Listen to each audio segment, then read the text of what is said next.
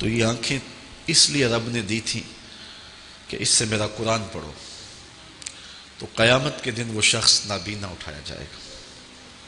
میرے حضور نے ارشاد فرمایا کہ راتوں کی تنہائیوں میں اٹھ اٹھ کے قرآن پڑھا کرو اور قرآن پڑھتے ہوئے رویا کرو۔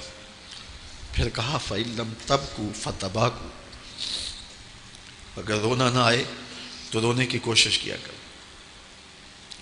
حضرت داتا گنج بخش علی حجویری سے ایک مرید نے پوچھا حضرت اگر رونے کی کوشش کریں پھر بھی رونا نہ آئے؟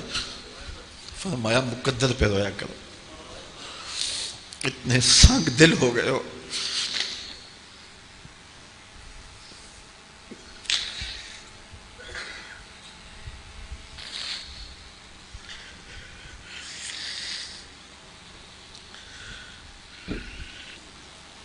امام ابو نعیم نے حلیہ میں لکھا لا خیر فی عین لا تبکی من خشیت اللہ، اس آنکھ میں کوئی بھلائی نہیں ہے جو رب کے خوف میں روتی نہیں ہے۔ رومی کہتے ہیں جہاں پانی چلتا ہے وہاں سبزہ اگتا ہے، اور جہاں آنسو چلتے ہیں وہاں رب کی رحمت اترتی ہے۔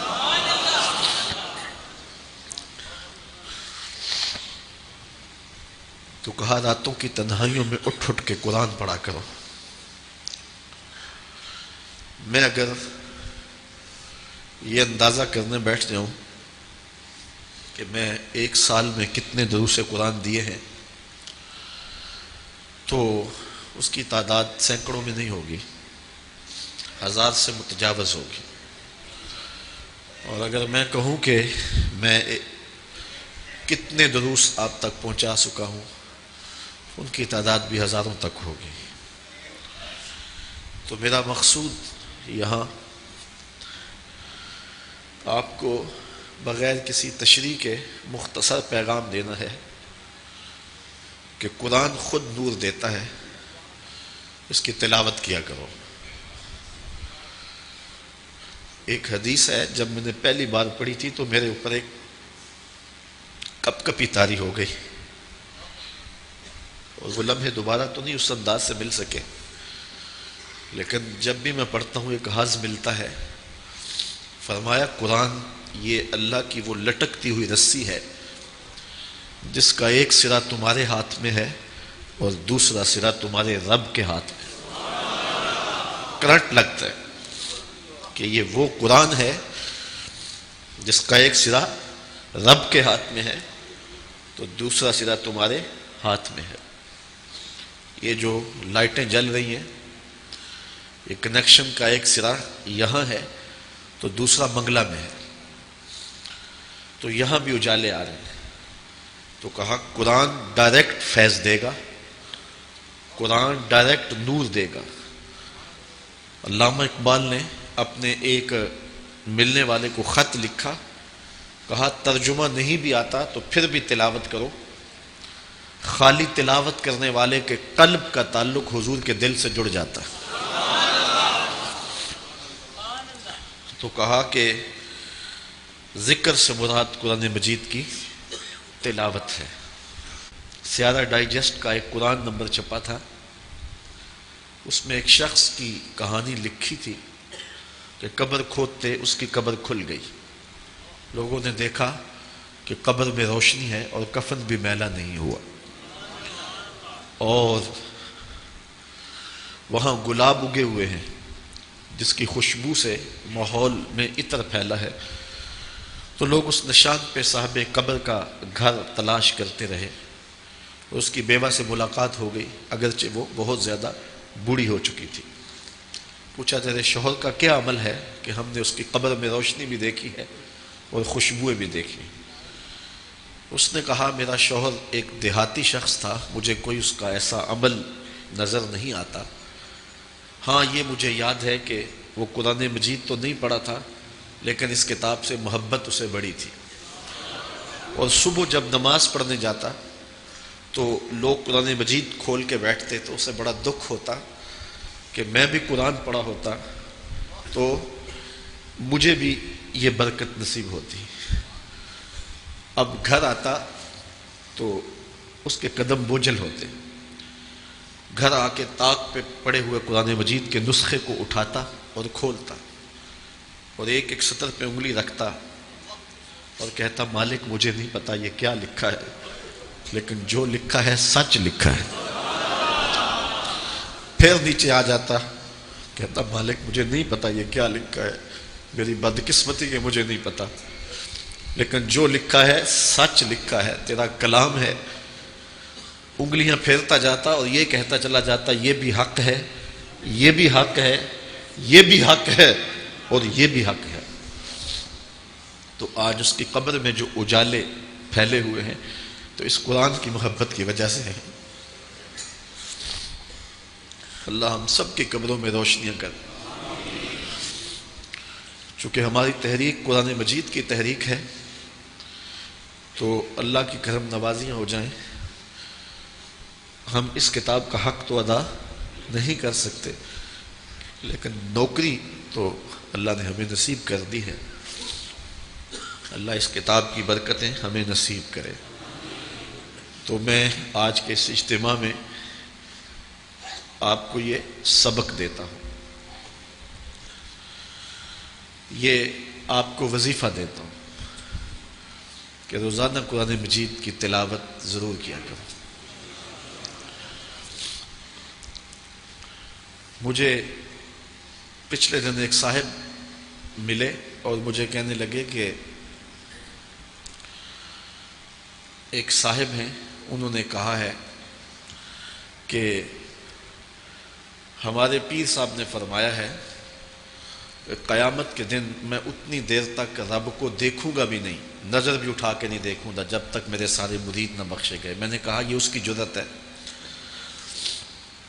یہ اس کی ہمت ہے۔ میں تو اپنے ملنے والوں کو کبھی یہ بھی ضمانت نہیں دے سکتا کہ میں تمہیں بخشوا لوں گا، نہ ہمارے بزرگوں نے ہمیں ضمانت دی۔ ہمیں تو یہ بتایا گیا ہے کہ عمل کرو اور اس کے فضل کی آس رکھو۔ یہ طریقت سراسر محنت کا نام ہے اور کوشش کا نام ہے۔ میرا موضوع دوسری جانب نہ نکل جائے۔ تیسرا معنی اس کا جو کیا ہے وہ قرآن مجید کے تقاضوں پہ عمل کرنا ہے۔ ذکر سے مراد قرآن مجید کے جو تقاضے ہیں ان پہ عمل کرنا ہے، جو قرآن نے بتایا ہے، جو چیزیں حلال کی ہیں اور جن چیزوں سے حرام کیا ہے ان سے بچنا، جو ہے وہ جو حرام کی ہیں چیزیں ان سے بچ جانا اور جو حلال کی ہیں ان کو بجا لانا، یہ اللہ کا ذکر ہے۔ اور جس نے اس سے اعراض کیا تو قیامت کے دن وہ نابینا اٹھایا جائے گا۔ اور چوتھا معنی جو حضرات مفسرین نے کیا ان کو یہ معنی کرتے ہوئے لطف آیا ہوگا، میں نے پڑھا تو مجھے مزہ آیا، آپ سنیں گے تو آپ کو لطف آئے گا۔ وہ کہتے ہیں ذکر سے مراد مصطفیٰ جان رحمت کی ذات ہے۔ تو کہا جس نے میرے مصطفیٰ سے منہ پھیرا تو میں اس کو اندھا کر دوں گا۔ یہ آنکھیں ہیں اس لیے کہ ان آنکھوں سے حضور کو دیکھیں۔ وہ اجڑی ہوئی آنکھیں ہیں، وہ بیکار آنکھیں ہیں جو حضور کو دیکھنے کی آرزو نہیں کرتے۔ اور وہ جس نے حضور سے اعراض کیا، حضور سے رخ پھیرا، اللہ فرماتا میں اس کی بینائی اچک لوں گا۔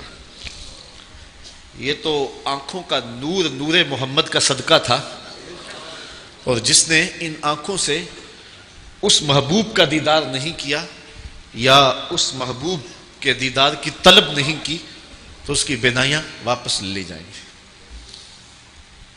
ایک خاتون تھی مدینے میں جس کو مرگی کے دورے پڑتے تھے، تو ایک دن وہ حضور کے پاس آ گئی کہ حضور دعا کریں میری یہ بیماری دور ہو جائے، میں اس مرض سے نجات پا جاؤں۔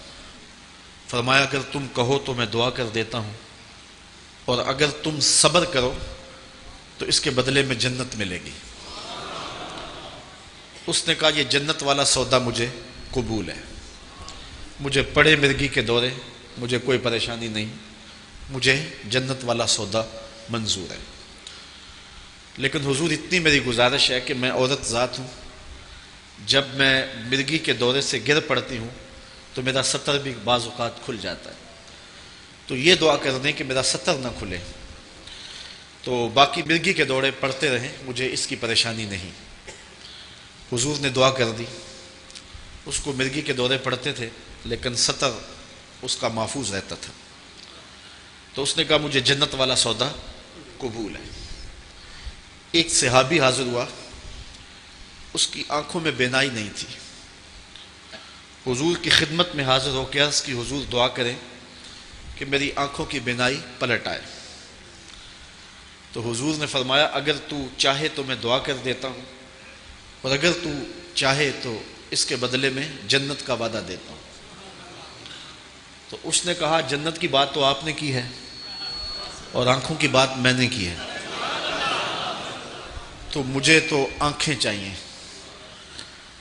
اچھا، یہاں میں سوچتا ہوں کہ اس بوڑھی عورت نے جس کو مرگی کے دورے پڑتے تھے، عورت ہو کہ اس نے کہا مجھے جنت والا معاملہ قبول ہے لیکن بیماری رہے.